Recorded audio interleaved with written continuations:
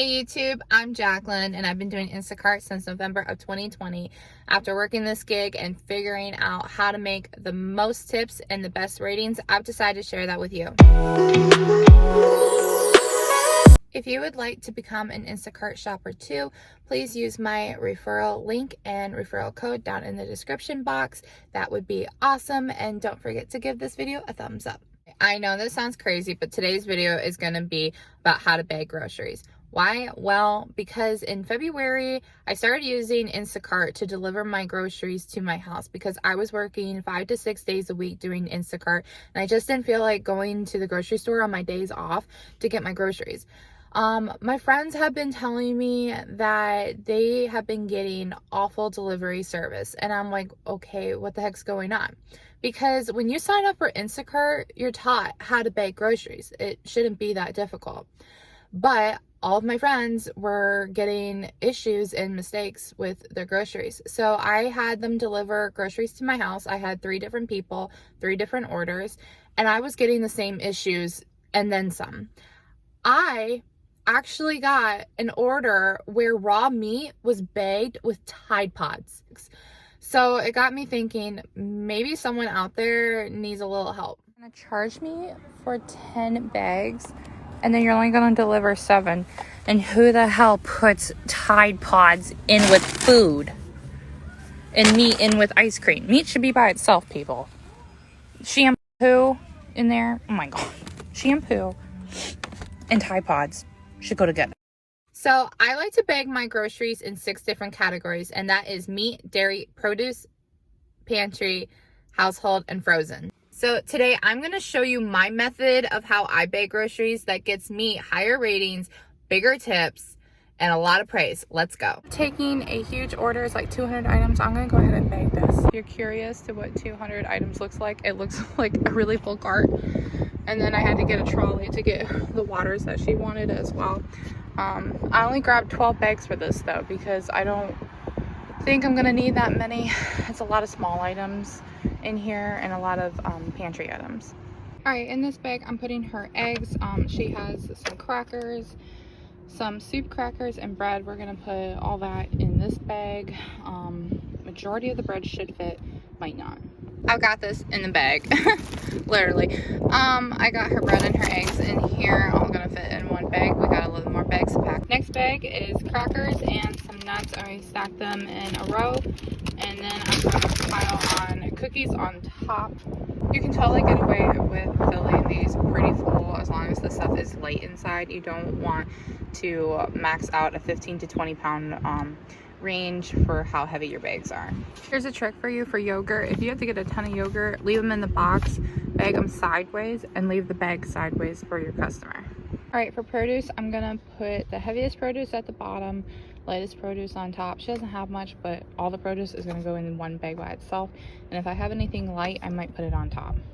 If you have canned goods, you can put 6 to 8 cans lined on the bottom and then put lighter things on top of them to maximize the space in your bag. All right, 8 cans in the bag. Now I'm gonna put lighter things on top of them.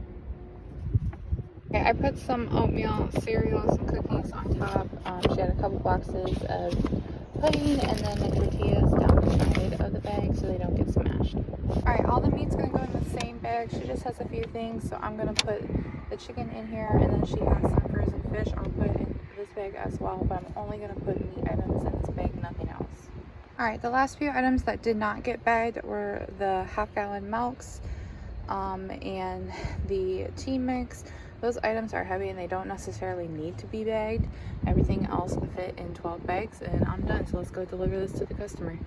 Almost forgot. Don't forget to grab these sneak peek Aldi ads and place them in your bag for your customers. Customers totally love this, and it makes them feel appreciated and just the total experience. They're gonna grab one of these themselves when they do their own shopping. All right, I just had a double order. Both orders were both about 25 units. And I normally base off how many bags I need off of the units. Obviously I'm gonna round up, so I would grab 3 bags. This one I did grab 3. The other order, she had a little bit more stuff, and also had wine, so I grabbed 4 bags just to make sure that I had enough room for all of her stuff. But I never overestimate. I never grab like a ton of bags. So how I do that is I know the eggs are going to go in one bag. Produce is going to go in another bag by itself. Typically, meat is going to go in a bag all on its own, except for she only has one freezer roll of beef. This is technically, I wouldn't put this in with anything else. I would keep it separate, but because it's just one roll of beef, I am going to put it in the same bag with the eggs, and that will be okay because it is wrapped. But if it's raw meat, you should really put that in a bag by itself. Always keep your meat separate from your produce or anything else that you shop for. If it helps to lay out your groceries, then do that. Go to your car and bag them in the car, or lay them out on the counter in the store if you have that option. I'm shopping Aldi's, so I do have that option, but it's extremely loud in there. So for filming purposes, I'm going to film this in my car. Okay, like I said, we're going to put the eggs in the bag, the roll of meat. I'm also going to put the butter in here, and I'm going to have everything nice and neat. Now I'm going to top it with something light so I don't break the eggs. So I'm going to put the sugar in the bag. And then she also has these kids Kool-Aid packets. We'll put those in this bag.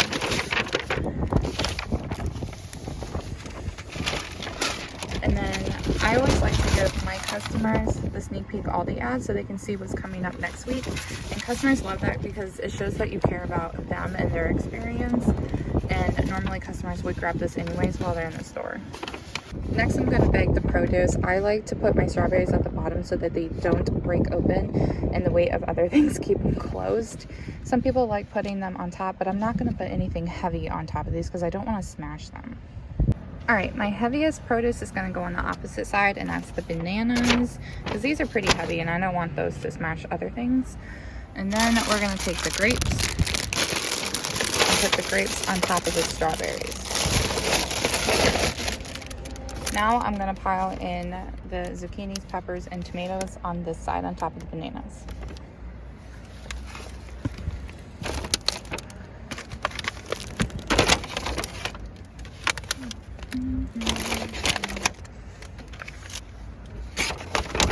Just like so, nice and neat.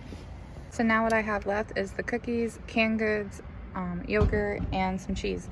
That's going to be super simple. Just pack it in your bag, nice and neat. Again, we don't want it to be thrown and tossed in. We want to show our customers that we respect their groceries and that we care about them.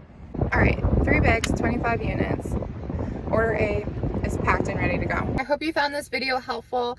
Don't forget to like it and subscribe to my channel, and I'll see you in the next one.